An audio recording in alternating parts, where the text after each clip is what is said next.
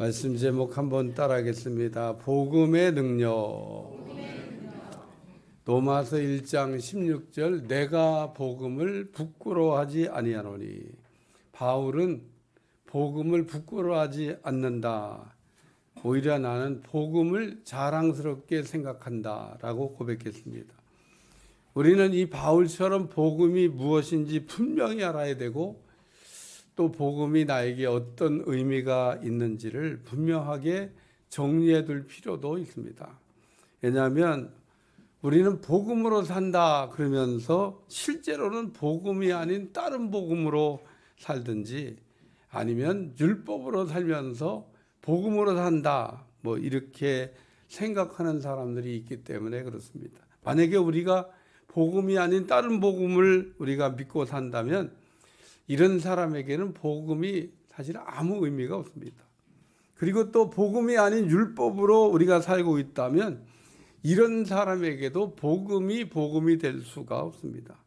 그러므로 우리는 바울이 복음을 부끄러워하지 않는다라고 이제 하고 한 말처럼 우리가 살기 위해서는 우리가 복음이 무엇인지 분명하게 알고 있어야 된다는 겁니다. 마태복음 5장 15절 사람이 등불을 켜서 말 아래 두지 아니하고 등경 위에 두나니 이러므로 집안 모든 사람에게 비치니라. 우리가 등불을 켜는 이유는 어두운 세상을 밝히려고 등불을 켜는 겁니다. 그런데 등불을 켜서 말 아래 두는 사람이 없는 것처럼 하나님께서 우리에게 주신 복음을 부끄러워하는 것은 등불을 켜서 말 아래 두는 것과 같다라고 하는 말씀입니다. 열왕기하 6장 24절 이하에 보면 아람 군대가 올라와서 사마리아 성을 막 겹겹이 포위하고 있을 때 성 안에 양식이 떨어져서 자식들을 삶아 먹는 일까지 발생됐습니다.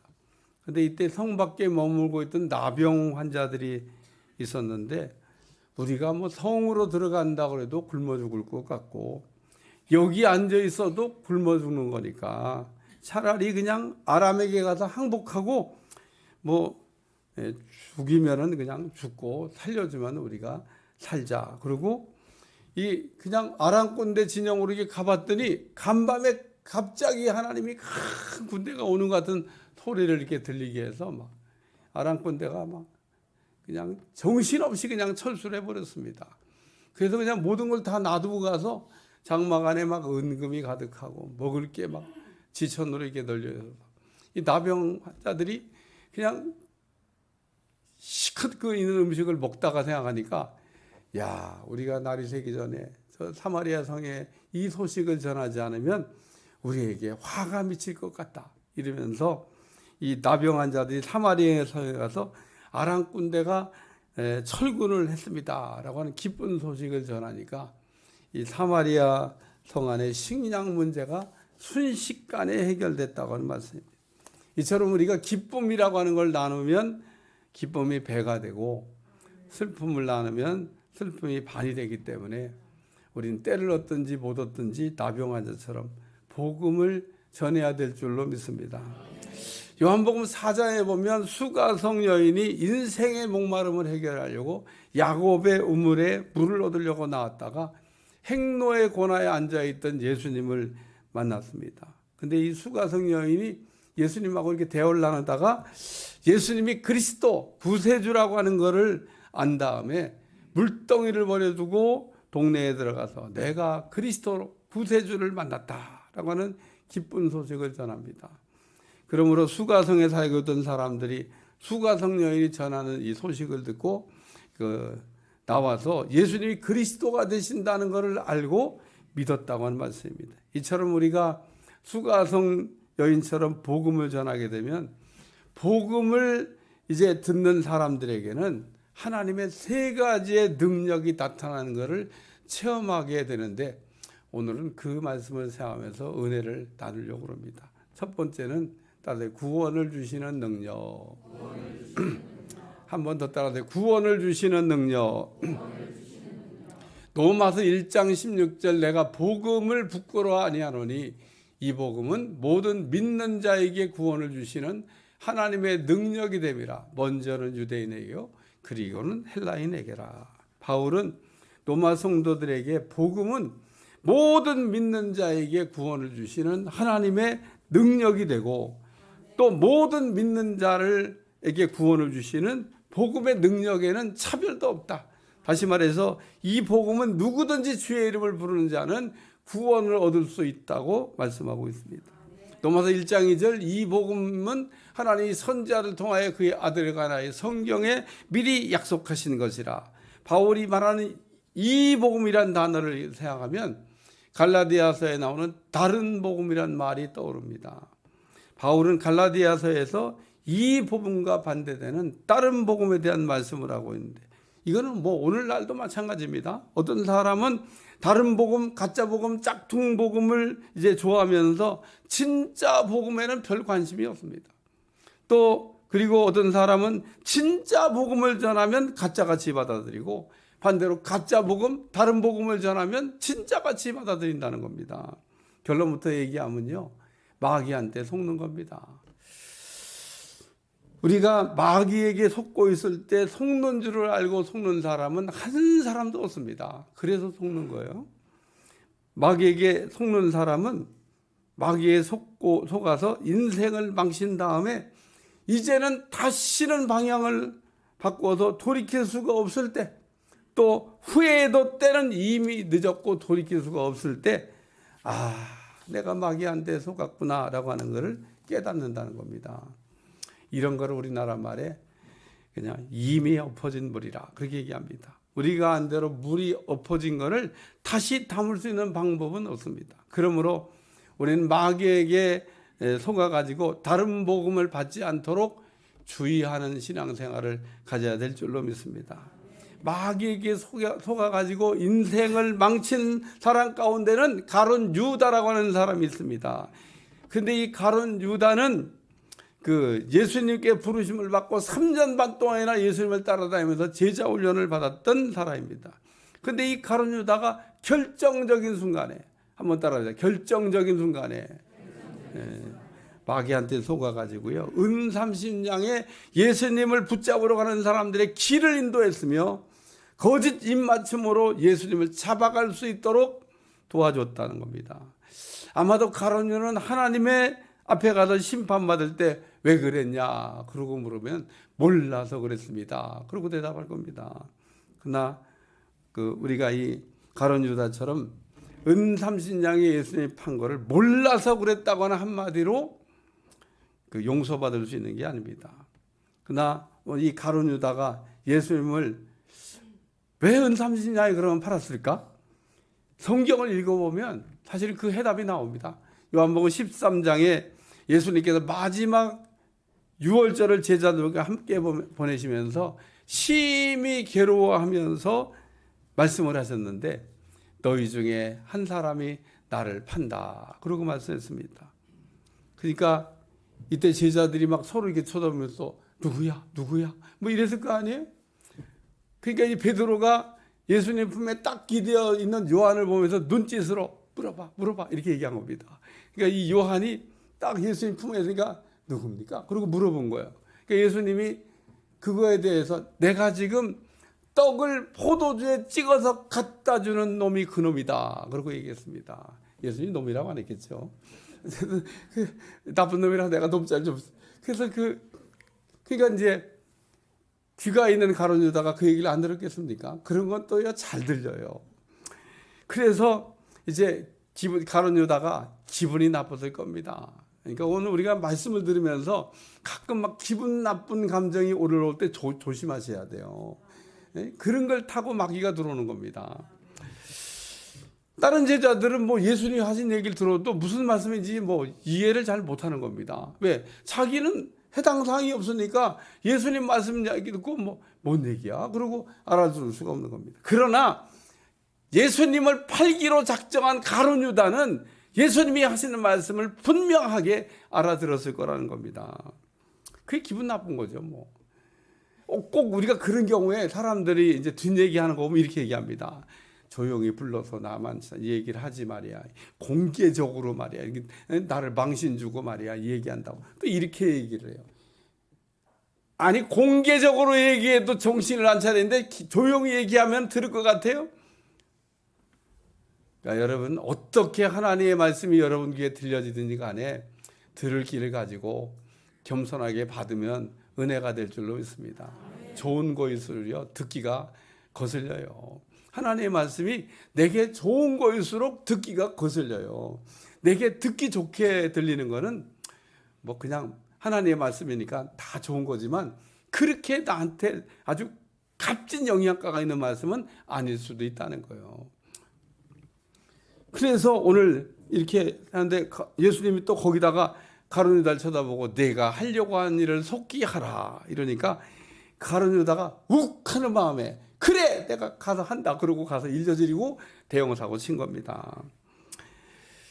그러나 이때 예수님이 이렇게 말씀한 거를 다른 제자들은 무슨 뜻으로 하는지 아는 자가 없었고 어떤 사람은 가룟 유다가 돈깨를 맞고 있으므로 명절의 물건을 사라고 하는지 혹은 갓난 자들에게 무엇을 주라고 하는 거라고 생각을 했다고 성경에 기록하고 있습니다. 요한복음 13장 30절 유다가 그 조각을 받고 곧 나가니 밤이더라.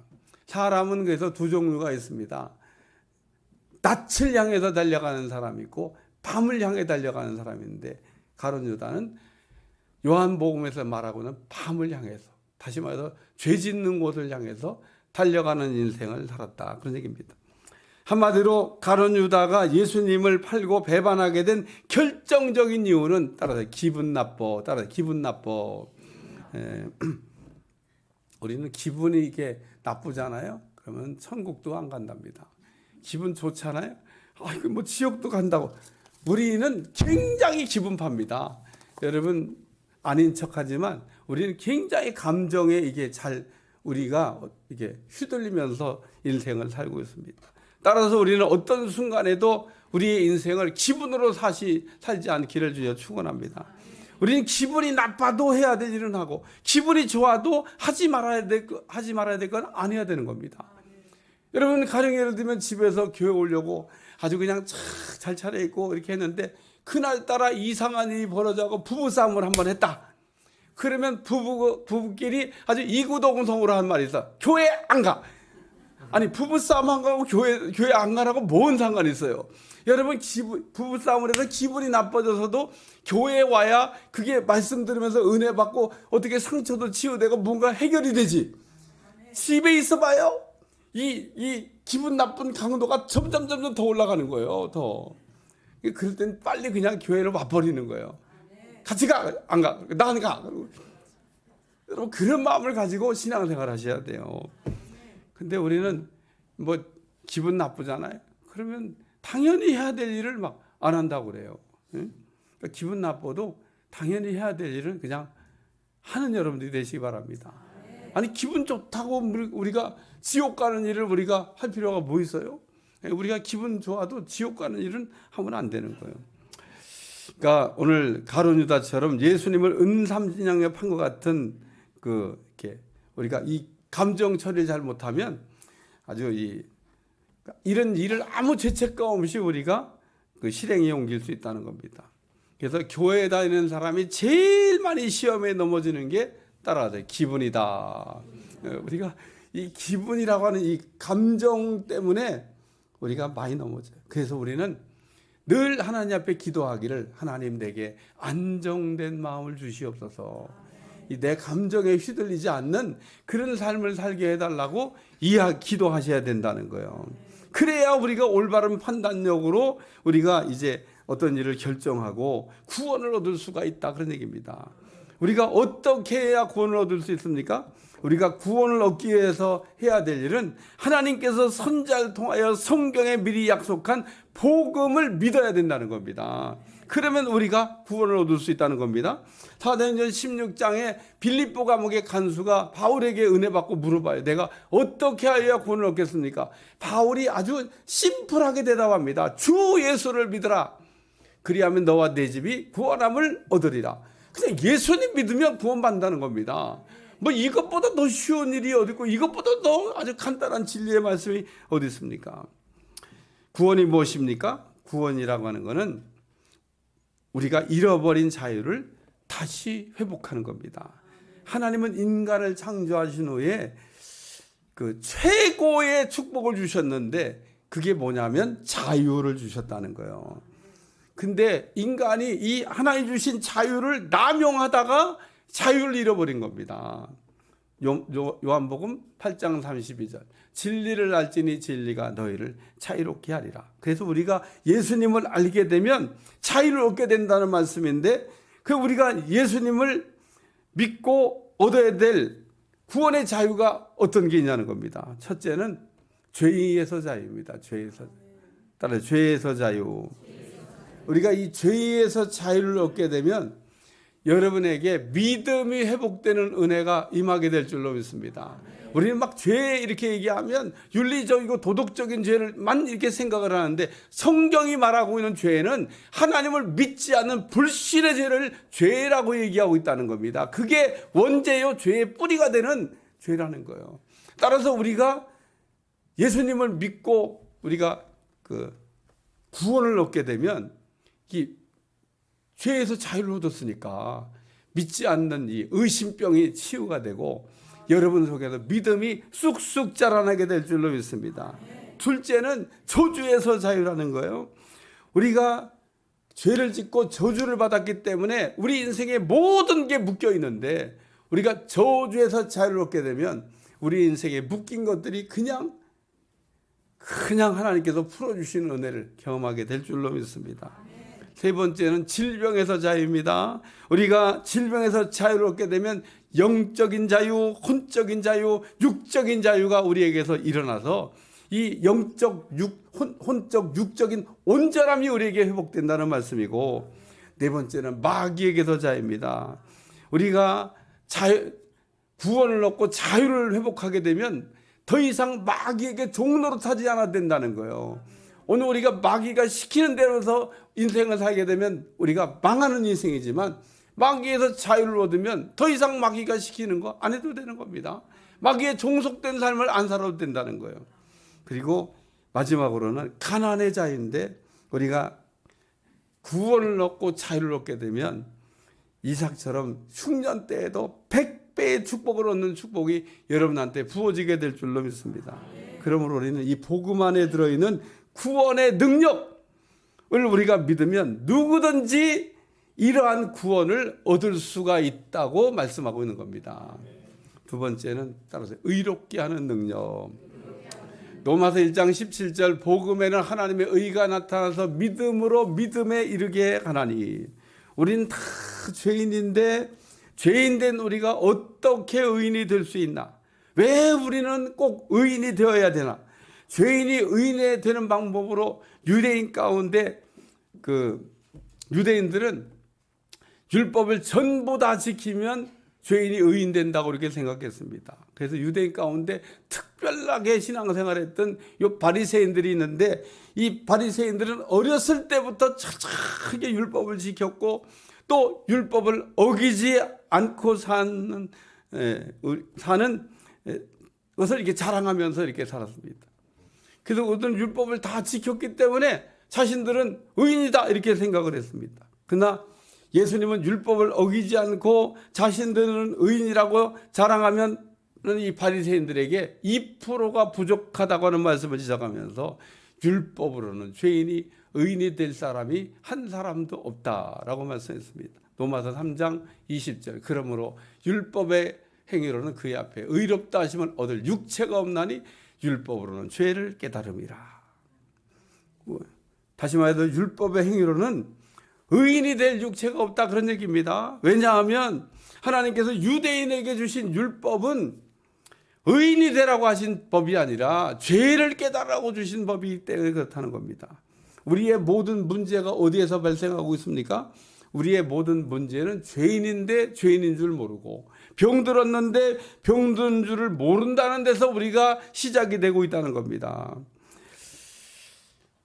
그러므로 우리가 율법을 통해서 죄를 깨닫고 복음을 통해서 하나님의 의를 통하여 의인 되는 여러분들이 되시기를 주여 축원합니다. 그리고 우리가 죄인된 우리가 의인이 되기 위해서 기도도 하셔야 된다는 거예요. 내가 하나님의 의를 힘입어 의인이 되겠다, 그런 생각을 여러분 할 때 하나님이 여러분들을 복음 안에서 의인으로 만들어 주실 줄로 믿습니다. 우리는 어떻게 죄인이 의인이 될 수 있습니까? 우리가 복음을 믿으면, 따라서 복음을 믿으면 죄인이 의인이 된다는 겁니다. 근데 이 복음을 믿는다고 하는 건 뭐냐면 복음 안에 나타난 하나님의 의를 우리가 믿는다고 하는 뜻이라는 거예요. 복음 안에는 하나님의 의가 들어있는데 그 하나님의 의를 믿으면 하나님께서 우리를 의인이라고 이제 인정해 준다고 하는 말씀입니다. 따라서 우리가 복음을 믿는다고 하는 것은 복음 안에 나타난 하나님의 의를 믿는다는 뜻으로.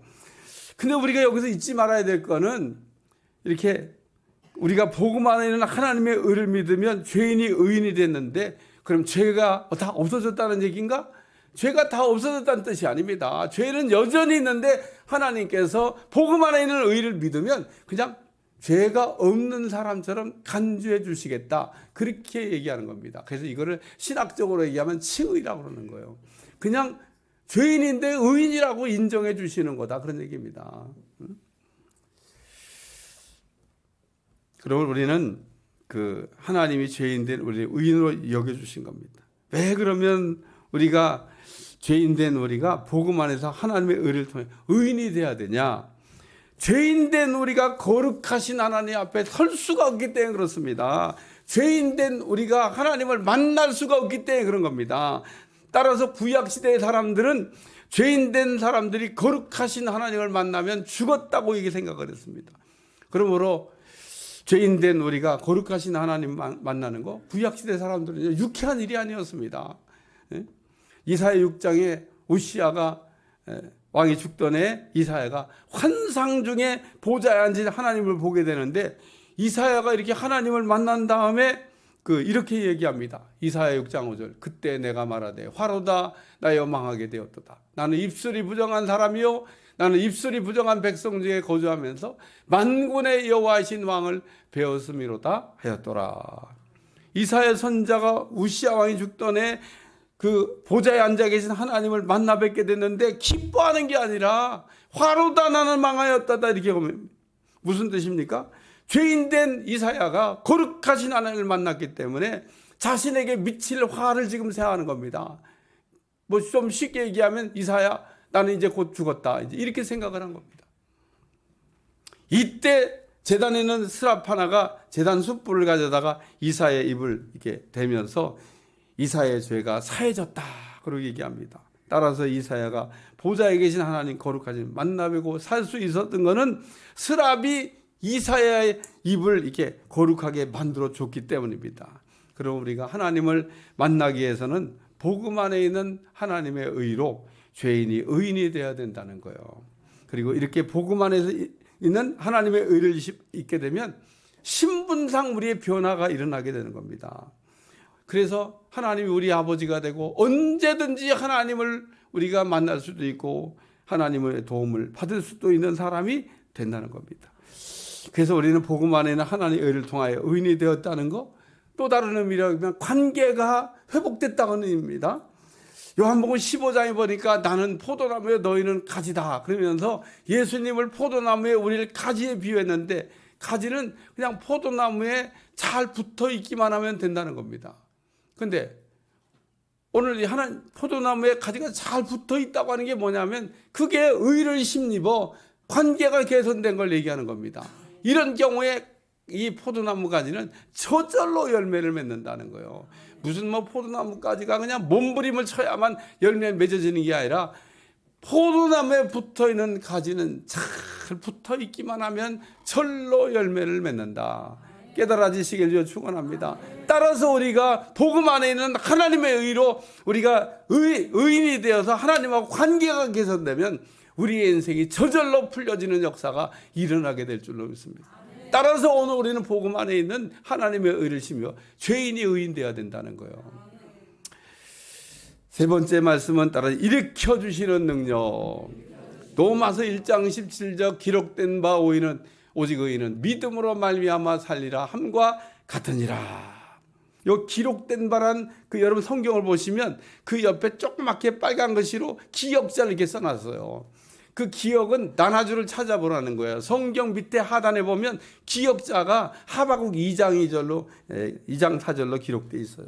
그러니까 이 바울이 기록된 바라고 한 이 기록된 말씀은 그 구약의 하박국 선지자가 예언한 걸 지금 인용하고 있다는 말씀입니다. 하박국 2장 4절 보라 그의 마음이 교만하며 그의 속에 정직하지 못하나 의인은 그의 믿음으로 말미암아 살리라. 그러니까 이 로마서에 쓴 이 의인은 믿음으로 말미암아 산다고 하는 이 말이 하박국서에 있는 말씀을 지금 인용하고 있다는 얘기를 하고 있는 겁니다. 하박국이 말하고 있는 의인은 믿음으로 말미암아 살리라고 하는 이거는 예수님의 부활을 뜻하는 말씀입니다. 예수님이 십자가에 달려 죽으셨지만 하나님께서 죽은 자 가운데서 일으켜 주셨다. 예수님은 부활의 첫 열매가 되어서 먼저 죽은 자 가운데 일으킴을 받으신 것, 죄가 없었기 때문이라는 겁니다. 그러므로 우리도 이 복음 안에 있는 하나님의 의를 힘입게 되면 죽은 자 가운데 다시 살려주시는 하나님의 능력으로 일으킴을 받게 된다는 거예요. 이처럼 우리가 믿는 복음 안에는 죽은 자를 살려주시는 부활의 능력이 들어있다는 거 믿으시기를 주여 축원합니다. 그래서 바울이 내 복음 복음에는 이런 말을 쓰고 있는데 복음은 그냥 말 그 자체가 기쁜 소식입니다. 왜 복음이 우리에게 기쁜 소식입니까? 하나님께서 우리에게 보내신 예수님이 그리스도가 되신다고 하는 게 복음이라는 거예요. 다시 말해서 예수님은 그리스도가 되시고 구세주가 되시고 우리의 주가 되신다는 말씀, 이게 복음이라는 겁니다. 그러므로 우리는 복음의 핵심 내용인 예수님이 구원자가 되신다고 하는 걸 믿으시길 주여 축원합니다. 바울도 한때에는 예수님이 복음인지를 몰라가지고 복음을 거부하고 복음을 믿지 않았던 적도 있습니다. 그러나 바울이 다메섹도상에서 예수님 만난 이후에는 예수님이 그리스도가 되신다고 하는 걸 분명히 알고 믿게 되었다는 겁니다. 이 땅에 가장 기쁜 소식이 따라서 예수님이 그리스도로 오셨다. 오늘 또 예수님은 그리스도로 오셨을 뿐 아니라 우리가 함께 하시게도 오셨다는 겁니다. 따라하면서 우리가 복음 안에 있는 하나님의 의를 믿으면 죽었던 나사로가 다시 사는 것처럼 죽어도 다시 살고 무릇 살아서 믿으면 영원히 사는 은혜가 임하게 될 줄로 믿습니다. 요한복음 11장 25절 26절 예수께서 이르시되 나는 부활이요 생명이니 나를 믿는 자는 죽어도 살겠고 무릇 살아서 나를 믿는 자는 영원히 죽지 아니하니 이것을 내가 믿느냐. 예수님께서 일으킴 받는 게 바로 복음이라는 겁니다.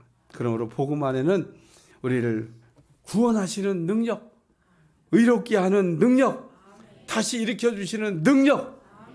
그래서 바울이 말하는 이 복음 안에는 예수님이 그리스도로 오셨다. 예수님은 죄가 없이 의인으로 오셨다. 예수님은 의인이기 때문에 다시 일으킴을 받으셨다. 이런 내용들이 들어있는 겁니다. 결론적으로 이제 말씀을 정리하면 우리는 복음의 핵심 내용인 예수님을 통하여 구원의 기쁨을 얻으셔야 되고 또 우리는 복음 안에서 의롭다 하심을 인정받고 의인도 돼야 되고 그리고 예수님이 죽은 자 가운데서 일으킴을 받으신 것처럼 우리도 일으킴을 받는 은혜가 여러분들 가운데 일어나시기를 축원합니다. 축원합니다. 기도하겠습니다. 오늘도 우리가 복음의 능력으로 살아가게 도와주시고 예수님이 나의 그리스도가 되신다는 이 복음 안에서 또 복음 안에는 하나님의 의로 의인된다고 하는 것, 또 의인된 자를 일으켜 주신다는 부활의 신앙으로 살아갈 수 있게 하여 주옵소서. 예수님의 이름으로 기도합나이다. 아멘.